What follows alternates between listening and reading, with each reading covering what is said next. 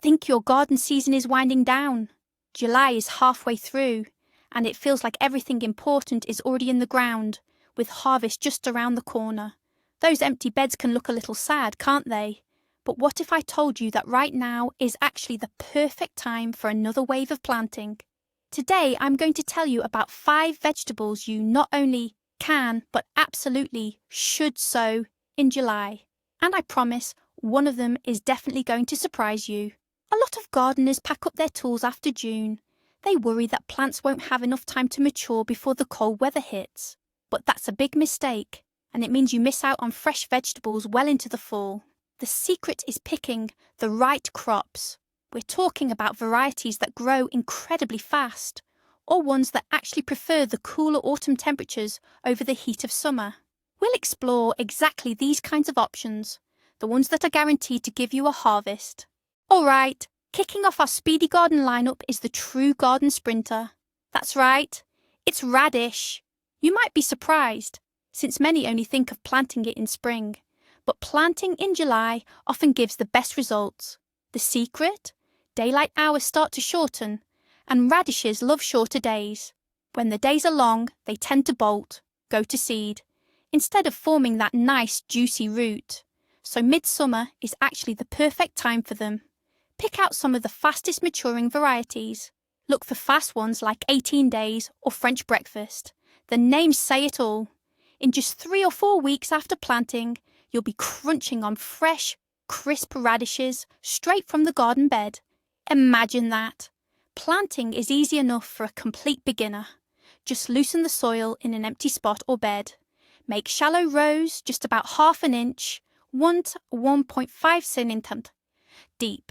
Drop in the seeds and cover lightly with soil. Most importantly, don't forget to water. In July, soil dries out fast, and radishes without water will turn tough and bitter. Regular watering is the secret to a juicy and sweet crop. Then, while your neighbours aren't even dreaming of fresh radishes anymore, you'll be harvesting your second or maybe even third crop. They're a perfect addition to summer salads and cold soups like a krushka. Quick, simple, and absolutely delicious. Moving on. If crunchy root vegetables are great, fresh greens for salads are even better. And next up, we're talking about leafy lettuces and, of course, arugula. Many people are hesitant to plant them in July, thinking they'll quickly bolt. And that's true, but only for heading varieties. Leaf lettuces, however, are a completely different story. Their main advantage is that you don't need to wait for the whole plant to mature. You simply go to the bed and carefully cut or pinch off a few of the outermost, largest leaves. The centre of the plant remains untouched. It keeps growing and producing new leaves continuously. It's like having a perpetual green supply. You ensure yourself fresh greens for weeks or even months from just one single planting. It's incredibly convenient. Choose any leafy varieties you like, oak leaf, lollo rosso, or just a salad mix. Sow them shallowly. You can even broadcast the seeds and cover lightly with soil. Just like radishes, they need moisture to keep their leaves tender and prevent bitterness. If it's a very hot day, some light shade will definitely benefit them. And just like that, you always have the freshest greens on hand for a sandwich or a light dinner. Our third autumn garden hero is spinach, and I'm pretty sure many of you might be surprised by this. After all, spinach is usually thought of as exclusively a spring green, and there's some truth to that. Spring planting is good, but summer heat is spinach's main enemy. In hot weather and long daylight hours, it bolts very quickly, sending up flower stalks, and the leaves become small and tough. But here's the trick. Planting in late July or early August creates ideal conditions for spinach. The days are getting shorter and the nights are cooler. That's exactly what it loves. In these conditions, it forms a robust rosette of large, juicy and fleshy leaves. Believe me, autumn spinach is often much tastier and more tender than spring spinach. It's great for sowing after harvesting onions or early potatoes. Sow the seeds about 2 centimeters deep. Spinach loves fertile soil, so if you can, add a little compost to the bed. And don't forget to water. In 40 to 50 days, you'll have a fantastic harvest of extremely healthy greens. You can add it to salads, make omelettes with it, use it as a side dish, or freeze it for winter to enjoy vitamins year-round. So be sure to give spinach a second chance this season. Let's move on to something a bit more substantial. Our number 4 is early maturing bush beans. That's right, you heard correctly. You can still manage to grow beans. Of course, we're not talking about all varieties, only the fastest ones, often called snap beans or green beans. Look for a note on the seed packet stating that the time to maturity is between 45 and 60 days. And be sure to choose bush varieties, not pole beans. Bush beans don't need supports, they grow compactly and tend to yield their harvest all at once. Planting in July is actually preferable for beans. They are a heat-loving plant, and in the warm summer soil, the seeds will sprout in just a few days. They are less demanding for water than leafy greens, but when flowering and setting pods, they still need moisture. Sow seeds about 3 to 4 centimetres deep. You can plant them in 2 rows so the plants offer each other a bit of support. And by late August or early September, you'll be harvesting tender, crisp pods without any tough strings. It's a great way to get a quick dose of healthy protein. The pods can be boiled, sautéed with garlic, or added to vegetable stews.